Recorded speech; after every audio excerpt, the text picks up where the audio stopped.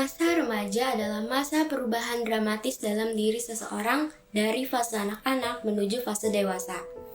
Sejak saat pertama kali menunjukkan indikasi-indikasi perubahan yang mencakup perubahan psikologis, perubahan biologis, dan perubahan sosial. Seseorang juga mengalami perubahan dari pribadi yang bergantung pada orang lain menjadi pribadi yang relatif lebih mandiri. Contoh perubahan yang umumnya terjadi pada remaja adalah perubahan bentuk yang biasanya disebabkan oleh bertambahnya lemak pada bagian-bagian tubuh. Dengan lemak tubuh yang menambah tersebut, maka muncul pemikiran bahwa tubuh mereka tidak semenarik yang mereka inginkan. Hal tersebut membuat para remaja mencari solusi agar mereka memiliki bentuk fisik yang ideal. Misalnya adalah dengan melakukan perubahan kebiasaan makan yang umumnya menyimpang, yang disebut sebagai perilaku makan menyimpang atau PMM.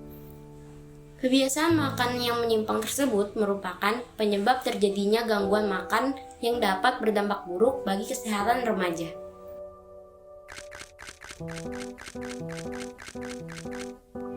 Jadi, kami di sini akan menjelaskan tentang gangguan makan atau eating disorder.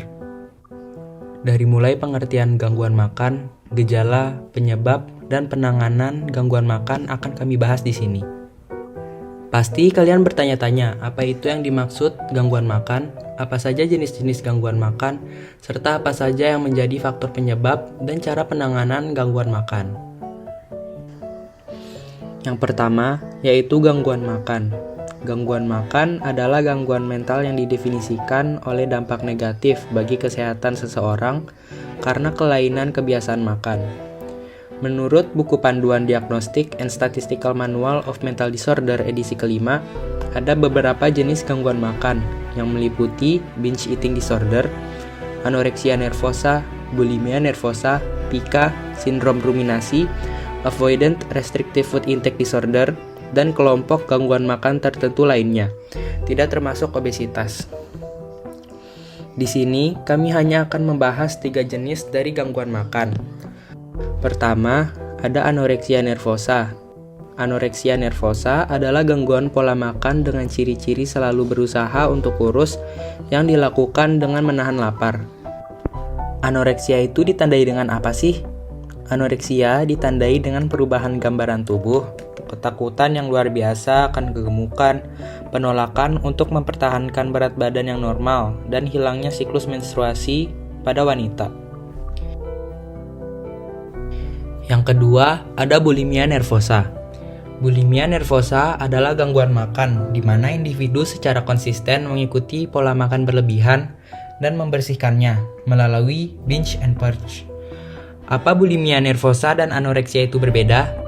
Yap, bulimia nervosa seringkali makan terus-menerus, lalu memuntahkan kembali makanan tersebut secara paksa atau dengan menggunakan obat-obatan. Tapi ada persamaannya juga loh, yaitu sebagian besar pengidap bulimia nervosa juga sering memikirkan makanan, sangat takut menjadi gemuk, depresi, cemas, dan memiliki citra tubuh yang salah. Menurut penelitian, seseorang yang mengidap penyakit bulimia nervosa memiliki kepercayaan diri yang rendah. Yang terakhir atau yang ketiga ada binge eating disorder. Binge eating disorder adalah gangguan makan yang ditandai dengan episode berulang dari makan sejumlah besar makanan, seringkali sangat cepat hingga ke titik ketidaknyamanan, perasaan kehilangan kontrol selama makan, mengalami rasa malu, tertekan atau bersalah setelah itu. Pada Diagnostic and Statistical Manual edisi keempat, binge eating disorder dimasukkan dalam gangguan makan yang tidak termasuk ke dalam jenis anoreksia dan bulimia, yang disebut sebagai eating disorder not otherwise specified atau EDNOS.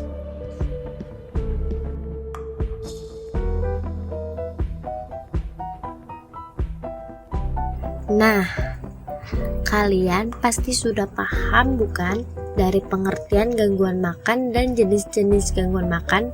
Maka dari itu, kita akan masuk ke faktor penyebab gangguan makan. Itu apa aja sih? Yuk kita bahas. Ada banyak faktor penyebab gangguan makan, tetapi kami di sini akan membahas beberapa saja, yaitu faktor sosial, faktor genetik, faktor biologis, dan perasaan pribadi yang terdiri dari faktor sosial, yaitu berupa perkembangan individu, dinamika keluarga, tekanan sosial untuk berpenampilan kurus, serta perjuangan untuk mendapatkan identitas diri. Faktor genetik, yaitu seseorang lebih beresiko mengalami gangguan ini bila memiliki orang tua atau saudara kandung dengan kondisi yang sama. Faktor biologis, yaitu ketidakkeseimbangan yang mungkin terjadi pada sistem neurotransmitter di otak yang mengatur mood dan nafsu makan. Kemungkinan pengaruh genetis. Dan yang terakhir, perasaan pribadi, yaitu penderita senantiasa berputus asa terhadap dirinya sendiri, tidak percaya diri, sehingga mereka diet seperti dengan cara menggunakan pil diet, bahkan memuntahkan makanan. Penanganan gangguan makan. Nah, itu tadi adalah faktor penyebab dari gangguan makan. Pasti kalian jadi tahu kan faktor-faktornya itu apa saja. Sekarang kita lanjut ke penanganan gangguan makan.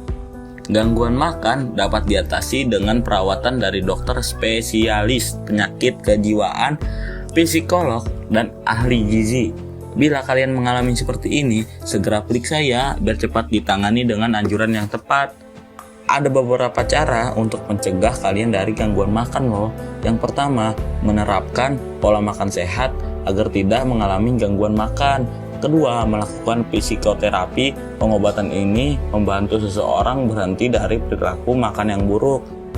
Ketiga, minum obat.